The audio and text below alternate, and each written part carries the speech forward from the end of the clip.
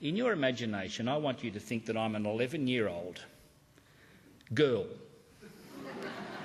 Well, I'm going to start with the hard end of this series of ideas. My name's Raylene. I'm changing the names to protect real people. But everything I say is, as far as I know, real. My name's Raylene and I'm 11. I've been to school a bit and I like it, but there's a lot of teasing from other families that don't get on well with mine. But I've stopped going to school now because I have to hide from some of the men who are after me. One of them's my promised husband. Now, my mum's a Christian. She doesn't want me to be promised to this older man. He's only 24, but that seems pretty old to an 11-year-old. So I spend a lot of time hiding. Hello, I'm Billy, I'm 9, I'm Raylene's sister. I keep hitting girls all the time. When I went to school the other day, my teacher, Mrs. Etherington, made me stop hitting a girl, and she said to me the strangest thing. She said, "Billy, you never hit girls." I said, "Why? What's wrong with that?" That's what I've seen happening at my place all last night. That's what everybody does that I know. Hello, I'm 17 years old. I'm Japheth. I've had Mr. Etherington as a teacher doing correspondence high school work. He's a funny guy. Looks funny, sounds funny. He talks good and we get on just fine. But he wants me to learn maths. Well, I know a bit of maths, and I told him, I said, "Mr. Etherington, do you realise in another 18 months and 4 days I'll be old enough to go and get drunk?" Hello, my name's Max. I'm a man. I'm 29. Been to school a couple of times and the teachers said I was pretty bright and I should keep coming. But they're white people, they wouldn't have a clue. I can't learn. I'm a man. I can't read. I've never been to school and it's too late to learn.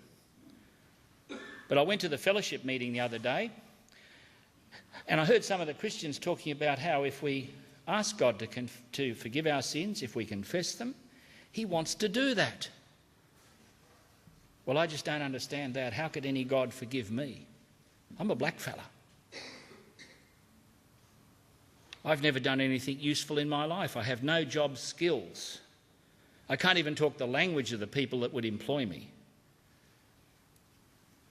I don't like getting drunk all the time, but what else is there to do? All right, that's enough of my friends. Not one of those horror stories is false. They're all simply put against different names. Now, the question that any intelligent Australian should be asking round about now, after the latest intervention, is, so what on earth do we do?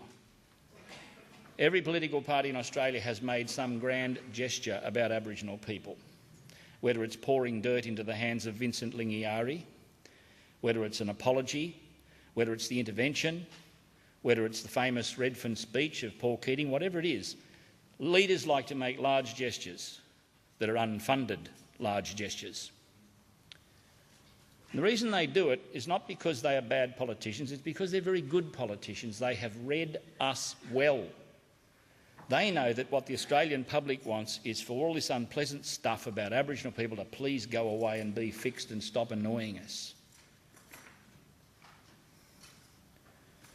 So when Nanette Rogers, the public prosecutor in the Territory, got on the ABC News a couple of years ago and talked about actual cases of sexual abuse, it hit the whole of our nation very hard emotionally. This is a nation that routinely aborts babies, but we're horrified that there are people abusing children. This is a nation that knows we haven't insisted on education for Aboriginal kids. We haven't insisted on them attending school. We haven't bothered to give them meaningful options of going to boarding schools. We haven't bothered to help them get past living in their own little cultural prisons. This is a nation that's put up with all that, but suddenly we're annoyed to find that there's child abuse being reported. It's awful, make it go away, so let's have something done. And so the intervention was triggered. It had been waiting for somewhere around 18 months to be triggered. There is a myth going around that Mal Brough and others cooked up the legislation very quickly. That's not true. All that the government was waiting for was all of the state governments to sign off on what had to happen. Yes, they're upset about the kids like we all are, but their motivation is something that is even more shameful. Every remote community is now basically a large group of unemployable people.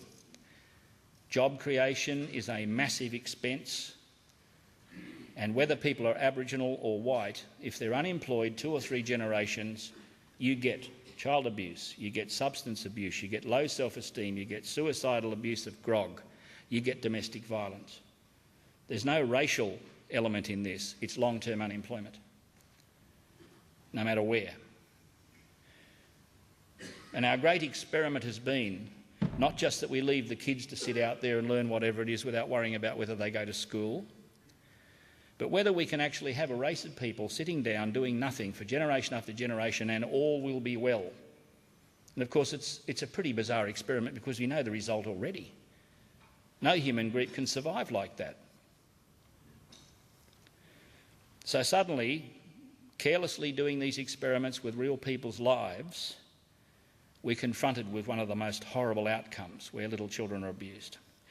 So let's fix it quick. Now anybody knows you can't fix deep-seated social problems quickly. There are also economic problems.